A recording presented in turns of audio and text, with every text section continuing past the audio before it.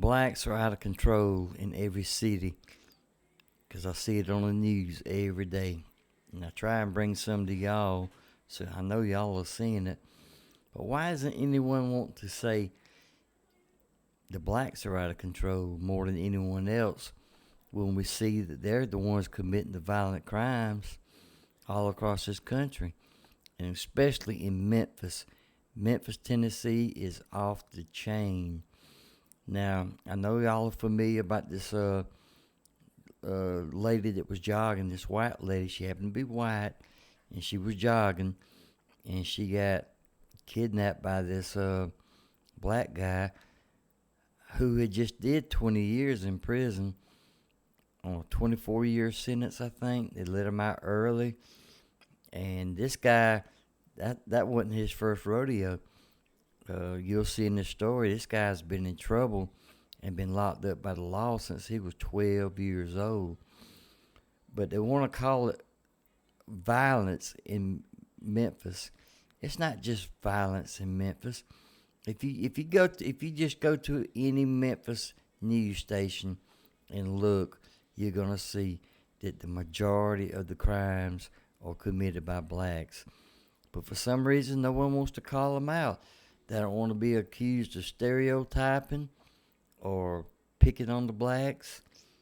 It's not picking on them. It's just telling the truth. It is what it is. But we see every day all across this country, story after story, about the out-of-control blacks. But no one wants to call these crimes out as being committed by blacks. No, they're just violent crimes that we're seeing every day. But they're not saying, look, the blacks are causing most of these crimes. They're committing them against each other, against whites, against Arabs, against powwow and dot head Indians. Every nation of people, even puppy dogs, bullfrogs, and unicorns, I guess, because they are committing so many crimes. I showed a story earlier today where in Memphis, this is football season, college football. I love me some college football, as do so many others. But this was a football game in particular that was between two black colleges. So it was majority blacks that were there. And what happened? Out in the parking lot, the guy accidentally shot himself. Well, why did he even have a gun there to begin with? Well, I got to protect myself. Who you going to protect yourself from? Who you got to protect yourself from? It's not the whites you got to protect yourself from. It's not the Asians you got to protect yourself from. It's nobody but the other blacks you got to protect yourself from. You feel in danger. And is it all blacks causing these crimes?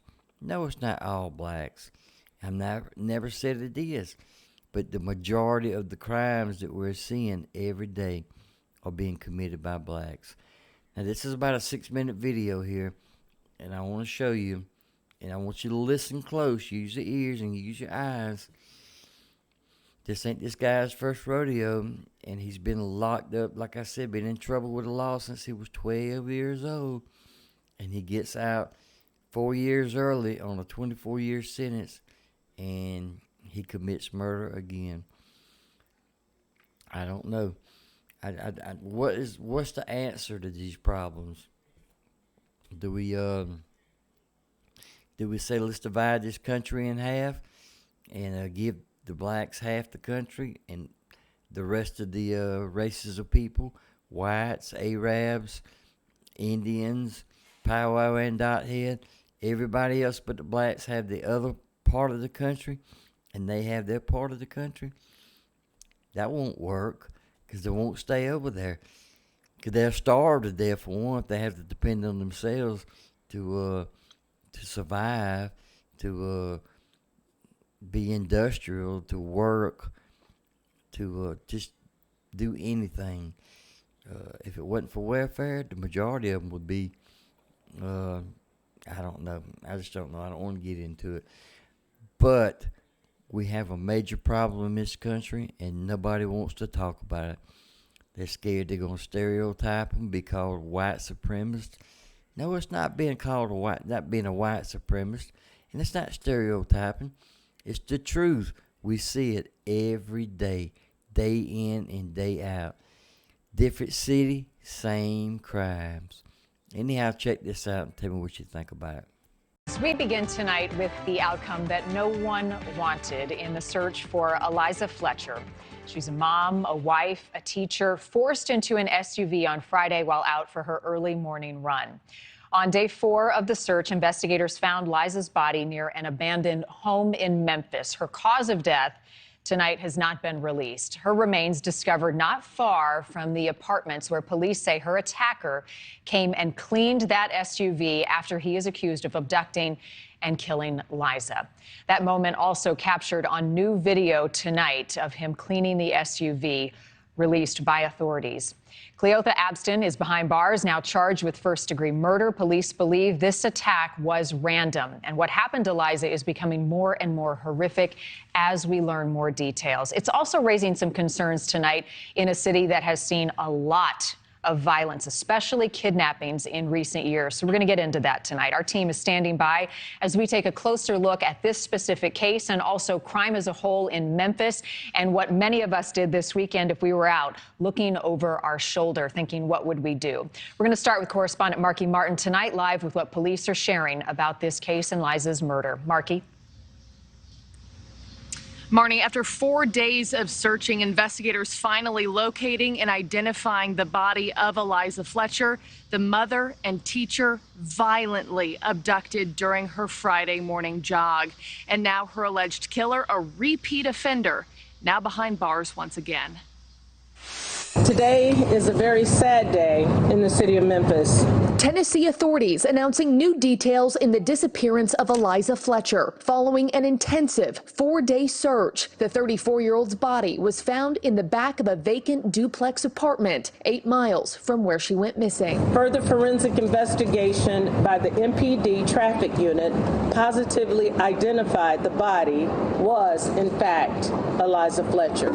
Her alleged kidnapper and killer, 38-year-old Cleotha Abston, who now faces multiple charges, including first-degree murder. Surveillance images show the abductor waiting in this black SUV. When Fletcher passes by on her Friday morning jog, he aggressively runs toward her and forces her into the car. According to police records, Abston's DNA was found on a pair of shoes left at the scene, which were found alongside Fletcher's cell phone. We have no reason to think this was anything other than an isolated attack by a stranger. In brand new surveillance video, Abston can be seen cleaning his car hours after the abduction. According to the affidavit, officers were able to locate Fletcher after noticing tire tracks in grass on the street she was found. Investigators also smelled the odor of decay, leading them to her body. Her purple running shorts found in a trash bag 100 feet from the scene.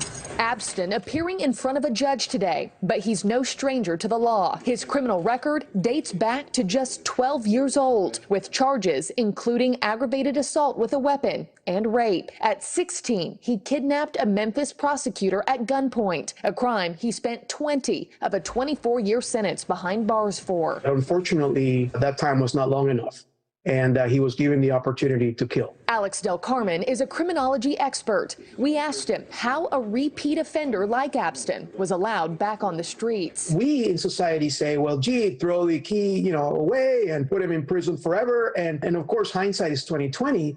But that judge is restrained to whatever parameters the law gives that judge at the time of sentencing. Fletcher's family releasing this statement today. We are heartbroken and devastated by this senseless loss. Liza was such a joy to so many. Her family, friends, colleagues, students, parents, members of her Second Presbyterian Church congregation, and everyone who knew her. Before we go, I wanted to remind you. The kindergarten teacher being remembered by the students and schools she leaves behind as a light who embodied this song. With me, we're gonna sing This Little Light of Mine, okay?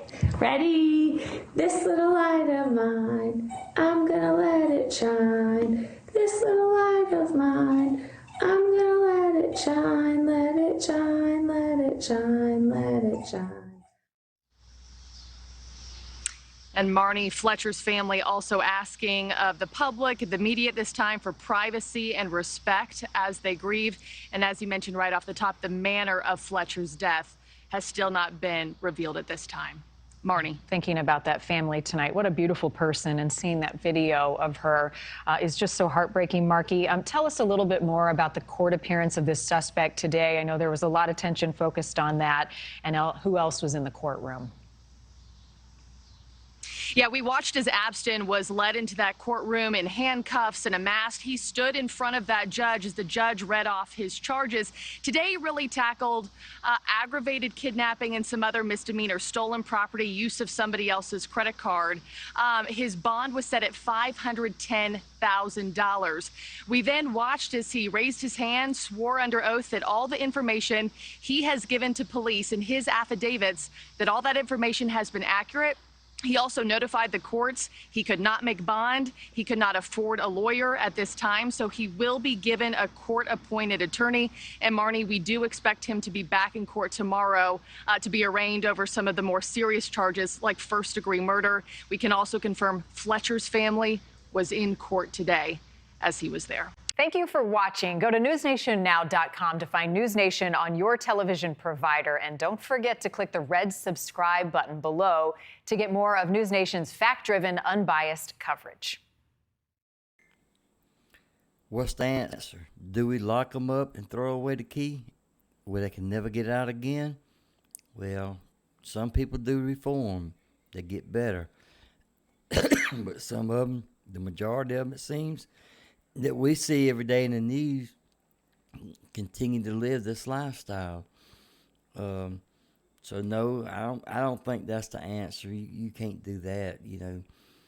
But make them do their entire sentence. Make them, if they get 20 years, do your 20 years. If you get 50 years, do your 50 years. If you get 10, do your 10. They say the jail's overcrowding. And blacks are being picked on, and they're being locked up more than whites or Mexicans or Asians or anyone else. That's not the truth. The truth is they're committing more crimes. So they're committing more crimes, so the jails and the prisons are going to be filled up with more blacks. Common sense. But no, they're going to find every reason to let the blacks out because they're just being picked on. Slavery, Jim Crow. No, it's not. It's not slavery. Ain't got nothing to do with slavery. Ain't got nothing to do with Kunta Kinte. It's just that they're, I don't know why they feel sorry for the blacks. I don't feel sorry for nobody. I don't feel sorry for the whites, for the Asians, or no one. If you do the crime, do the time. Anyhow, I hope y'all enjoyed this video, and I hope y'all enjoyed that Georgia game this weekend. They didn't really play anybody, and they took it easy on them. But it was still a good game. But the real good game this weekend was Alabama and Texas. And I believe if Texas quarterback wouldn't have got hurt in the first quarter, they would have put a whooping on them boys. Yes, sir. I'm looking forward to him getting better and watching the rest of the season with him being quarterback for Texas. And Alabama, I don't see them being the powerhouse they were last year. No, I don't. The Kentucky Florida game was a good one too. That was a real good game. SEC is the best. I ain't gonna tell you no lie. You just can't help but see it and say it. SEC is the strongest there is. Well, look here. I'll catch y'all next time on the Chicken Bone News Network. Pop, pop, pop. Remarkable. Remarkable.